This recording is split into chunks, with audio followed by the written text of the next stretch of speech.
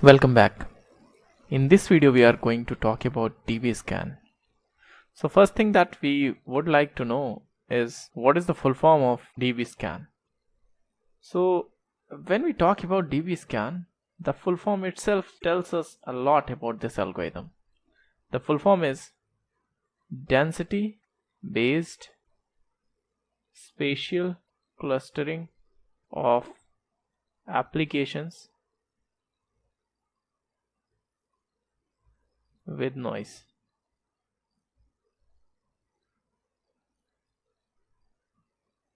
So it means that this algorithm is density based clustering algorithm.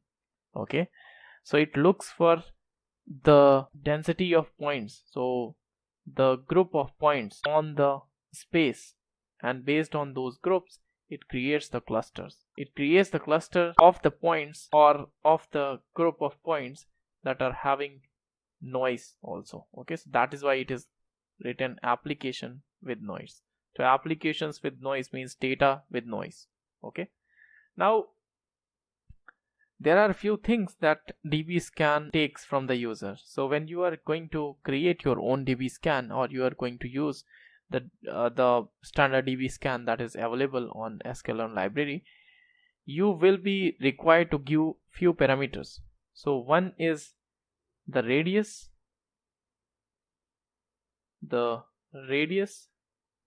and another is the number of points, minimum number of points.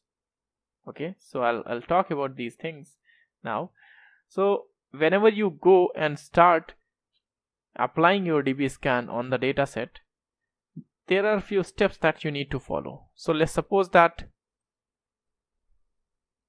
I'm having this particular dataset here. Okay, and my dataset is only having two attributes, a1 and a2, and let's suppose that there are points that I'm having. This is p1, this is p2, this is p3, this is p4, and this is p5.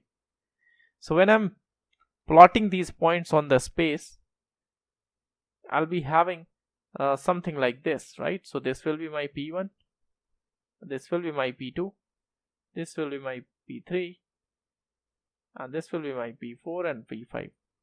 Okay, now the first thing that you need to do, obviously whatever the steps or the paradigm that I am going to tell you, it is not needed to be very efficient, but I am just simplifying it so that you can understand it in a better way. Okay, so first thing that you need to do is you need to make a epsilon neighborhood around each point. So follow the colors here. Okay, so in yellow I'm just applying the first step, so I'm just drawing a neighborhood, epsilon neighborhood around each point. So around p1 I have drawn this neighborhood, around p2 I have drawn this neighborhood, around p3 I am having this neighborhood, similarly p4 and p5.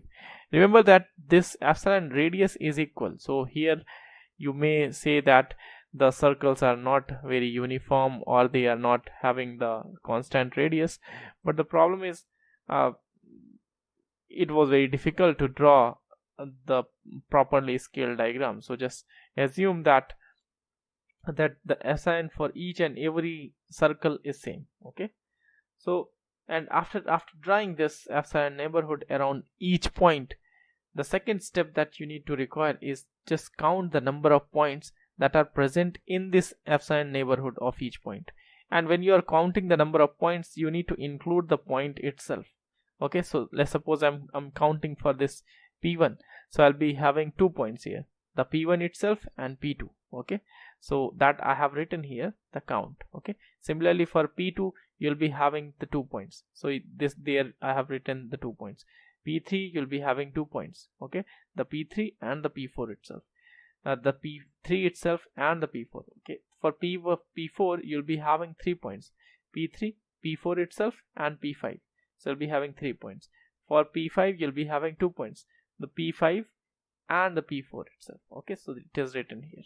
Okay, now 2 steps we have done the 2 steps. Now let's move to the third step. Now you need to check if whatever the number of points that we just counted on step 2 is greater than or equals to n, okay, and n are the minimum number of points that we provided as a parameter to our Dbscan, right? So if the count that we have had on the step 2 is greater than or equals to the n that was given in the parameter, then that particular point with those counts will be a core point, okay?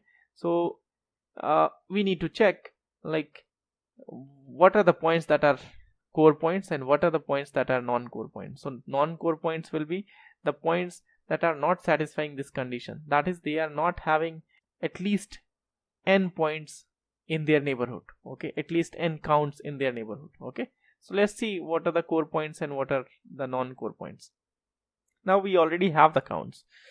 See, if we take n is equals to 3 here, okay, that is I have taken n is equals to 3 here, then you will see that P5 the count is 2 and 3 is greater than 2, right? So this will be a non-core point, okay? The P4 will be a core point because count is equals to 3 and we have taken n as equals to 3 and it is satisfying this particular condition, that is the count will be greater than or equals to n, so it will be a core point, okay? So this is a core point, P4 is a core point. Now we'll see P3 and P3 we are having count is equals to 2, so this will be a non-core point. And similarly P2 and P1 they are having count is equals to 2, so they will be also a non-core point, right? So we have checked the step 3 also. Now we know that there are 4 non-core points and 1 is the core point. Now we need to check what are the boundary points. So as I told you in the class also that non-core points are comprised of boundary points and the outliers, and sometimes we say that these are the noise that we are having for specifically for Dbscan, right? So let's see what are the boundary points and what are the outliers or the noise points, okay? So to check that we need to follow this step 5, and where we are saying we are looking if the neighborhood of the non-core point contains at least one core point, okay? So if the non-core point is having at least one core point, then it will be termed as a boundary point, and if it is not having any core point in its neighborhood, then it will be termed as an outlier, okay? So let's check starting from point 1, and we can see that point 1 is not having any core point. So point 1 is having point 2 as its neighborhood, but point 2 is not a core point, so it will be a outlier, right? So here we have written outlier. And similarly point P2 is also having only point P1 as its neighbor, and P1 is not a core point, so it will be again an outlier. So P1 and P2 are outliers. Now P3 is having one neighbor as P4, but P4 is a core point, so P3 will be a boundary point, right? So it is satisfying this particular condition, so P3 will be a boundary point. Now we will not check for P4 because P4 is a core point, and here we are only checking for non-core points, okay? And similarly if we'll check for P5 is having only one neighborhood, that is the P4, and P4 is a core point, so P5 will again be a boundary point, okay? So likewise you will just classify what are the boundary points and what are the outliers. Whatever the outliers that you'll be finding, so these 2 points that you are finding, they will be removed, they will be detected as an outlier and they will be removed, and this will be your cluster that you have formed, okay? And they will form the data set that you will be using in the further steps of the pre-processing. So this was the Dbscan. I'm sure you can find out some efficient way to implement this from scratch. So this will be your homework, and I think that this will be your assignment question as well. If you have any doubt or query, you can comment or you can ask during the classes also. Thank you.